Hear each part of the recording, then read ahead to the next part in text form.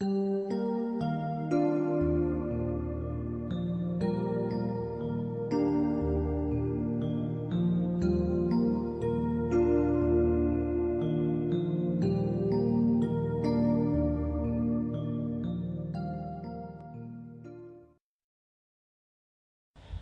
and welcome to the Eternal Spirit Show. I'm Paul Salmon, I'm a psychic medium, and my guest today is Tina Morford, who is a celebrant, among other things. But Tina, what is a celebrant? A celebrant, this is a good question. A celebrant is a person who performs life ceremonies. That can include, well, especially my main line of work is a funeral celebrant, but I can also perform wedding ceremonies, baby naming ceremonies, in fact just about any sort of ceremony, perhaps like a renewal of marriage vows, any type of ceremony that somebody might be interested in, I can put together a service and do that. So it's a bit of a responsibility, isn't it? It is a responsibility, yes, it is. And how did you get into this line of work? Well, it's interesting. I've been an organist, a church organist for many, many years, probably about 20 years now. And I got a job as an organist, one of many organists, in fact, up at Ipswich Crematorium. And so you can imagine just playing for a lot of services all the time and listening to a lot of funeral services. And I started to think that I really, really wanted to do this sort of work, but obviously I couldn't be a minister. No. And so I started research, and I learned about becoming a celebrant. And I really did feel this was something for me that I could do. Do you feel like it's a calling? I do really feel that. And before I became a celebrant, and I've heard a lot of people say, they've had this calling, and I've been thinking, I wish it would happen to me, and it never had. But then it did.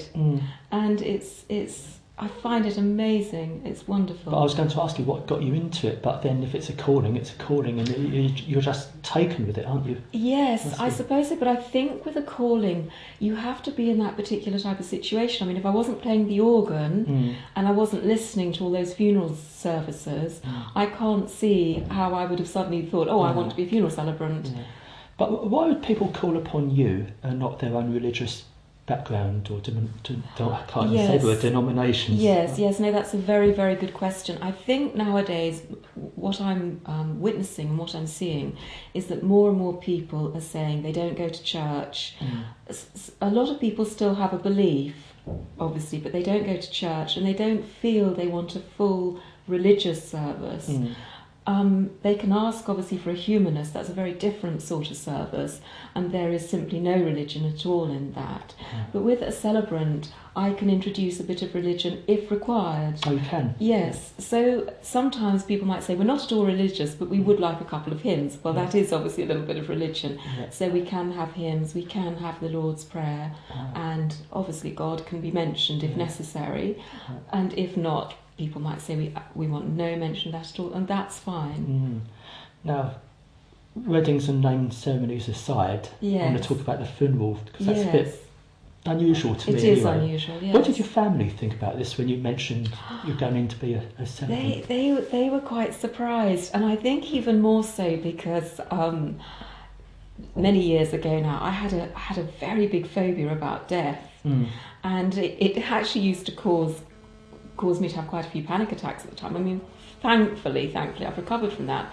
And so now I'm working with it all the time, but I think the work at the crematorium helped a lot. When I went there, I had to see coffins and I had to listen about death a lot, so that definitely sort of helped me from I know, because we did talk once upon a time about how we both had a phobia about death and dying. We did, didn't we? So that's how you overcame yours. Yes, absolutely. And I don't have a fear of dying anymore. Well, what is your belief? Do you believe?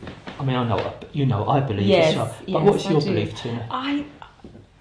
I'm very open-minded about it, Paul, and I believe different things on different days. But do you believe the soul continues? I do actually believe that. Yes, I do believe that. Right. Yes. Now, when you take a funeral from the start, what's involved? Firstly, the funeral director will contact me if they have met a family that they think that I would be the suitable person to lead that funeral. So they will contact me and ask, obviously, whether I'm available to take the funeral, and then they'll send me the details of the family across, and it will be up to me to make contact with that family and arrange a time to go and see them. Now, you can imagine a lot of these funerals, of course, have to be arranged in quite a short time scale, so you could be looking at a week. Sometimes they can be longer than that, but so you get the name of the family, you have to go and make the appointment and see them quite quickly, so there's a lot of arranging to do. Can that be a bit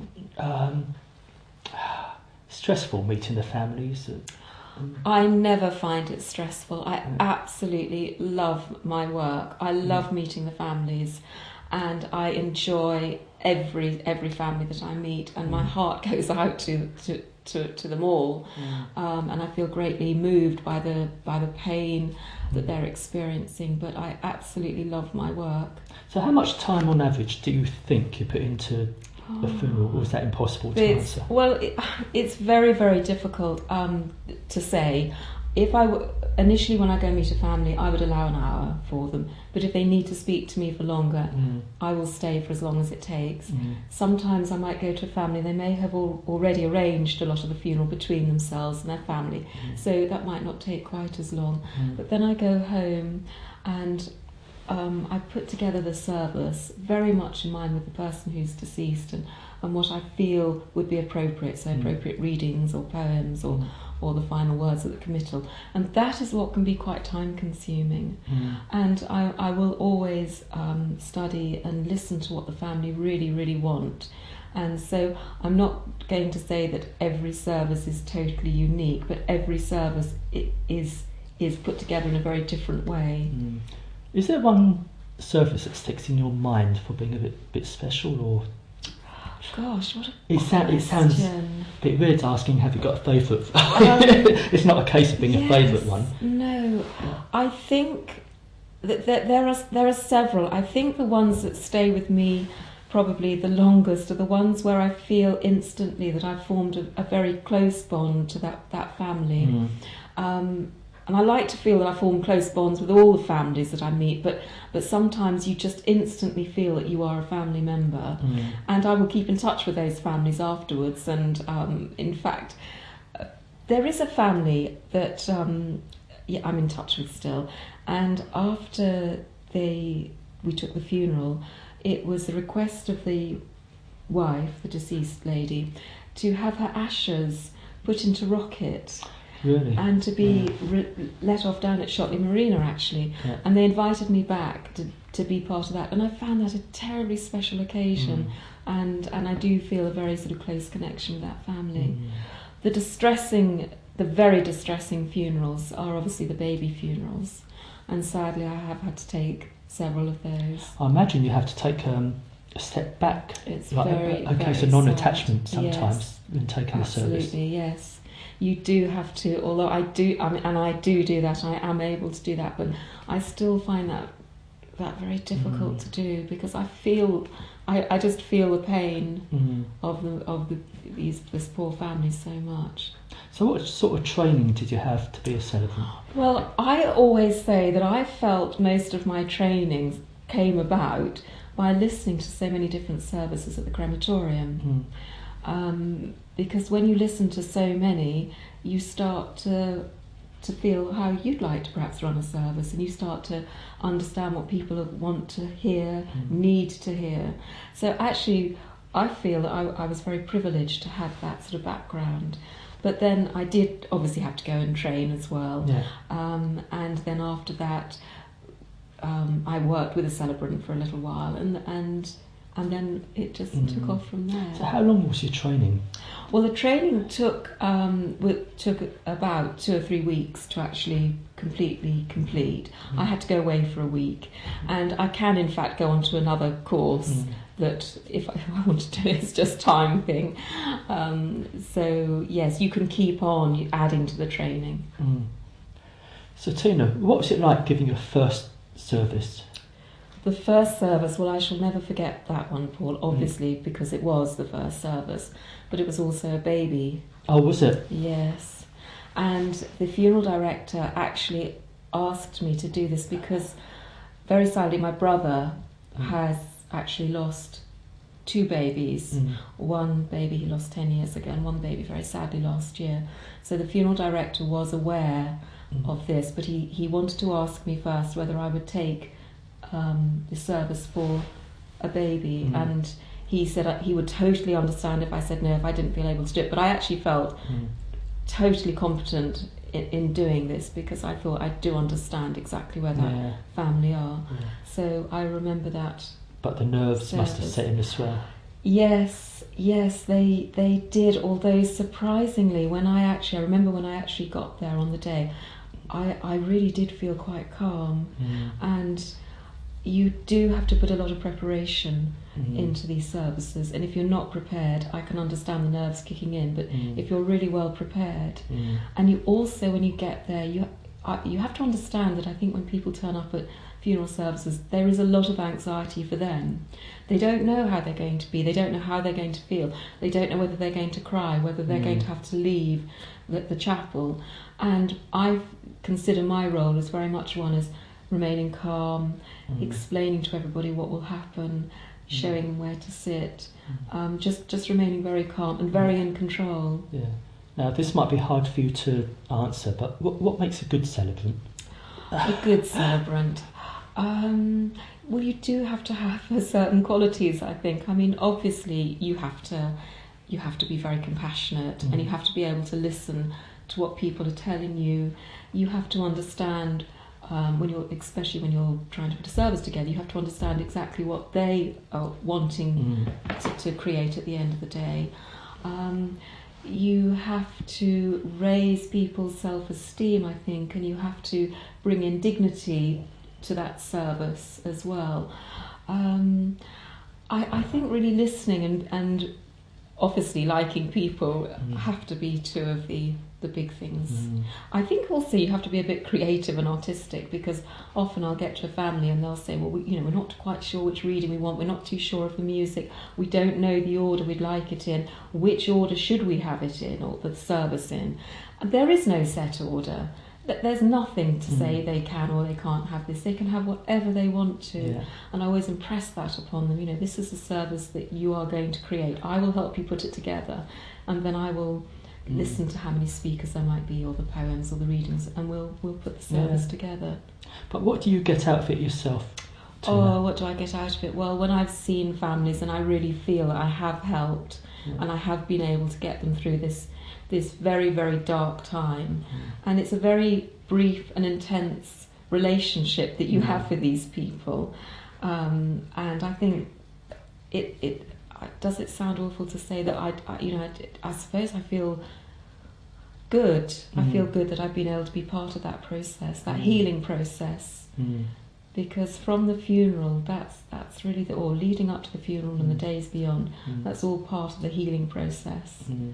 Now, where are you based? I live in Ash. Right. So, what sort of area do you cover? I mean, do you travel? Would you travel out to? I see. Well, I work from Ipswich Crematorium and Seven Hills. I could go anywhere. Yeah. But those are the 2. That's where you're based. Yes. Yeah. And how long had you been playing the organ? The organ, I've been playing that for, I'm sure actually it's probably about 26 years now. Is it that long? Yes, and I'm self-taught. I was a pianist to begin with. Well, I've been a pianist ever since I was a child. Not a very good pianist, I might add. And when I moved into the village of Ash, I only moved a mile away from my family home, and I moved into Ash, and somebody there had heard that I could play the piano, and she came and knocked on the door and she said, we need an organist for the church, would you consider? And I thought, oh yes, I really feel like being an organist. And I was so naive, and I went down to the organ at the church in Ash. I didn't even know how to switch it on, and then I saw all the pedals, and I realised this was a very, very different instrument to the piano, but I'm not easily defeated by anything, so I thought... Well, I was going to say to you, you like a bit of a challenge. I do like a challenge. I do, yes. And I know you like to be busy, someone tells me, because you do own a campsite, don't you? I do, that's right, I do. Tell me about the campsite. The campsite, well, this is my first official year of running it properly as a campsite with the proper facilities, but I've been running it on a casual basis for the last 2 years, because I needed to see whether this is something I could do. And so, yes, I run this campsite from home, and for me, it's very much about communal living and people living together, uniting. And I love that. I love that feel. I love to feel that I've been able to offer. I think where I live is lovely, and I've got a beautiful field, and I'm in the countryside, and it's quiet. And if I can offer that to other people, and they can enjoy that space. Because let's tell the people, I did come to your place and to give you a spiritual psychic reading. You did. And your campsite is so busy. It is. So your mind must be turning the whole time. It is spinning the whole time. Your celebrant work, in the business entrepreneur campsite. Yes, that's right. And that's where I'd like to run my celebrant work from. Obviously not the funerals, but I would like to do the weddings and baby naming and perhaps renewal of vows. Because when I gave you this reading, I saw you writing, didn't I? You did, my God. And I didn't know you were a celebrant. No, but I saw you sitting at a table, writing and writing. My God, what I do that every night, Paul, every night. That's your celebrant. Yes. So your mind must be active the whole time. It doesn't stop. No. It doesn't stop. So have you got time for hobbies? You can't. Not really. No, I don't have a lot of hobbies. But your daughter helps out on the campsite. Yes, she does. Yeah, she does a lot of background work, the sort of booking work, and yes, she does. She's invaluable to the business. Now, if someone wants to contact you about the campsite or your celebrant work, how can they contact you? They can contact me on my mobile telephone number. Should I give that to you? No, don't give that. No, just give out the website. The website. The campsite website is brickkilnfarmsuffolk.co.uk. Right. I also run a bed and breakfast, so you'll see the bed and breakfast and the campsite and a bit of the celebrant work on there as well. Or if that's too much to remember, you don't want to play it back, contact me at Eternal Spirit Show here at Felixstowe TV. And where do you see yourself in a few years' time? Or don't you look ahead? What an interesting question. I usually chuck that in at the end. Yes, I'm not sure, because I love adventure and I love a challenge and I'm open-minded to everything. I don't know, Paul. I'm not sure. You'll have to invite me back. Oh, so I think you'll have to. Well, Tina, it's been a pleasure having you as my guest. Thank you very much. And time's flown by. It has, yes. But we'll call you back one day. Yes. A few years' time. You do that. See where I am. So, from Tina and myself, thanks for watching and goodbye.